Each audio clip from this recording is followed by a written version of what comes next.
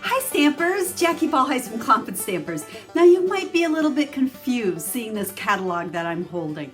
It's an old one. It's actually from 2001. That's like 18 years ago. Okay, I'm feeling really old right now. But the reason I'm holding this is because today I have a super fun project with you, but we are throwing it back to 2001 when Lovely as a Tree made its first debut. Now those of you that have been around and used Stampin' Up! Stamps for a long time, you probably have this stamp set, or you've remembered seeing it over and over and over. It is the longest standing stamp set in the catalog ever in all time. There's never been a stamp set around as long as this one. I had to find this catalog, I actually have back here all the catalogs back to 1995 when I began as a demonstrator. And I kind of thought it was the early 2000s, so I started pulling out catalog by catalog to find out the first one that it was in. And it was 2001. Well, Lovely as a Tree is finally retiring. It is not going to be in the new catalog coming out. That means if you want the all-time classic, but it is still one of my all-time favorite stamp sets, make sure you pick it up by May 24th. Okay, they're guaranteeing that stamps will be available, the ones that are retiring, that they will be available until May 24th. So if you don't have this, it's an absolute classic, great for masculine cards, and I have a fun project I'm going to share with you today. So let me go ahead, flip this camera down, and let's take a look at the project.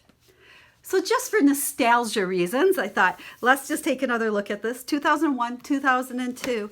And there it is, Lovely as a Tree. This is the year it debuted, and it's been around ever since. Now, kind of a fun fact, if you look closely at the page here, you'll see there's only one item number with a price. Back then, they only sold the wood-mounted stamps.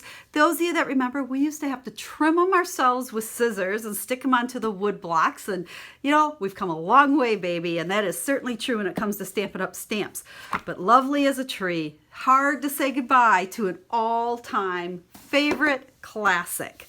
Now, for my card today, I'm actually copying a project that was in that catalog when Lovely as a Tree first made its debut. So we're going to go ahead. I have my Night of Navy ink here, and I've got the large image. Now you'll notice I don't have a sticker on mine, and I've mentioned this once in a while. Whenever with these clear mount stamps, up until the new cling mount, and everything's going to be cling mount in the new catalog if it's not photopolymer, the stickers don't stick real well, so I never put the stickers on. They don't stick to the blocks that great, so I've just avoided them. So I have a piece of Whisper White here. It's somewhat of a scrap. It's big enough for what I need, and you'll see what I'm talking about here in a second. And I just stamped our trees on there, and then I grabbed the thank you stamp out of Tropical Chic, and I grabbed this one because this kind of mimics as close as I could to the original card that I'm copying. And we're going to stamp it right there. Now I did this part first because we need to set this aside to dry, and then we're going to take a piece of Night of Navy cardstock. And let's see, this one looks like it's 4 3/4 by 3 1/2. Now don't worry about the measurements. I'll try to remember to give them to you, but I'll have a link down in the description that'll take you to the blog post that will have all the details you need to make this card. Now we're using our chamois here. Mine really needs to be re-wet, so I'm going to pick it up here and we'll make sure we get all that Night of Navy ink off of there because we're going to emboss our trees on this one. So if you haven't heat embossed in a while, this will be kind of a review for you. Important thing, embossing buddy. You always want to rub your cardstock with that first. Mine's getting pretty old here. And that will take away the static so you don't get little specks of embossing powder where you don't want them. Then we're going to use our Versamark. And you'll notice big stamps like this, especially when I use Versamark, I like to ink them upside down. It's kind of hard to do it this way, plus that ink wants to stick to it. So, and I want to make sure I have it inked up. Super good. So we're inking up in that Versamark, and I am going to stamp in the center of my cardstock towards the top a little bit, okay? Tried to center it left and right. Give it some good pressure. With Versamark, I want to make sure I give a good pressure and hold it there for a second. Make sure that ink transfers really good. And then you can't really see anything. And we're going to go ahead, and I have white embossing powder here. I like to just keep them in these old Tupperware. And notice how I just dump it over there. It's going to stick to the Versamark. I can tap off the extra. And you'll see there where that white powder stuck to it. Now we're going to grab the heat tool. Now just a little funny here, make sure your embossing powder is out of the way. And I do share that from personal experience. We don't want powder flying when I turn the heat tool on. And if you haven't used it yet today, we need to kind of warm it up here, get it nice and hot. And then when you go and emboss, or you're heating this, you want to just kind of move this heat source around. We don't want to burn our cardstock. It's going to go a little bit slow here because the heat gun was cold, but you'll see it start. And I don't know if you can see way over on the right side here, it's starting to turn shiny. You definitely will notice it. And as it gets shiny, just keep moving this around.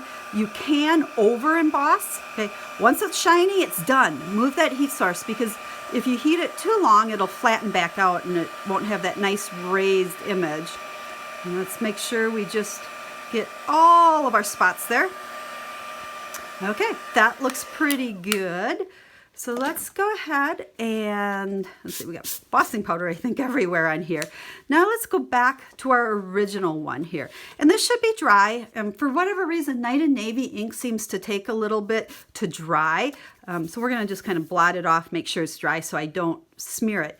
And now we're gonna use what I used to call my God-given scissors. Okay, we all have these, it's no special scissors at all. And we're gonna actually tear this cardstock. And I know some of you are probably gasping. It kind of freaks people out when they tear. Now, when you tear, whatever piece you're pulling up on, okay, this could be a little confusing, but it's really not, and you can play around and know what I'm talking about. You want to tear up, in this case, on the piece I'm going to keep.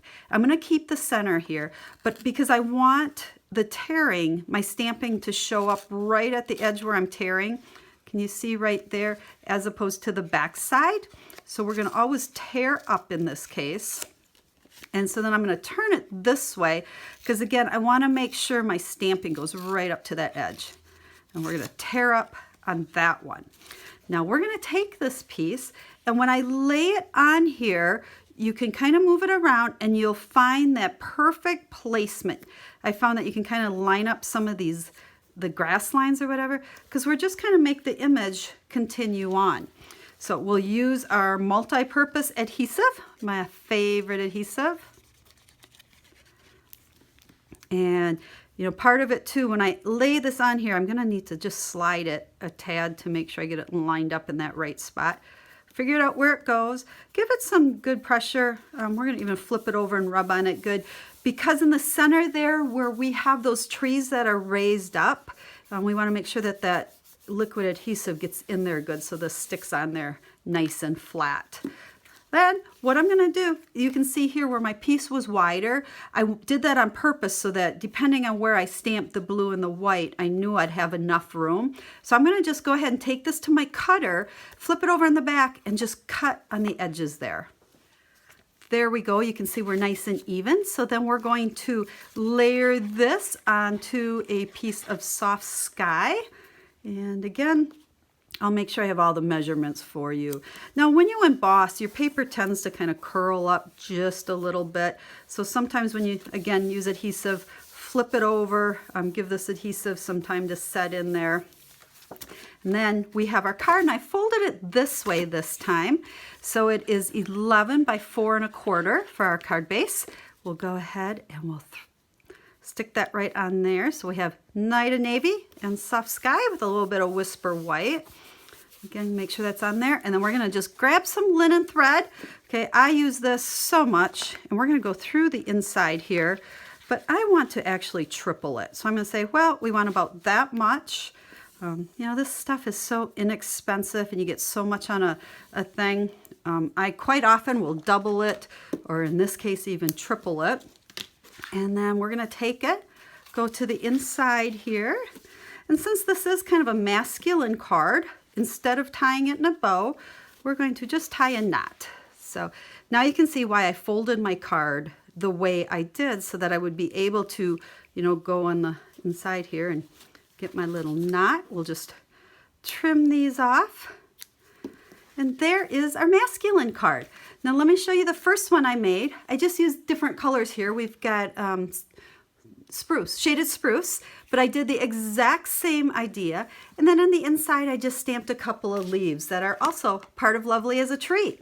So let's go ahead and bring the catalog back just for fun. Here we go. And if you didn't catch on when I showed you the catalog the first time, you can see the card is right here that I copied.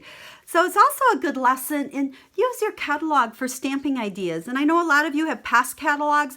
They're great to dig out and use the past ideas in them. So thought that was just kind of fun as my throwback today. And I hope if you don't have Lovely as a Tree, you really put it on your wish list and go ahead and order it before it's gone forever. It's truly a classic. It's great for masculine cards. You could easily add, you know, happy birthday, get well, thinking of you.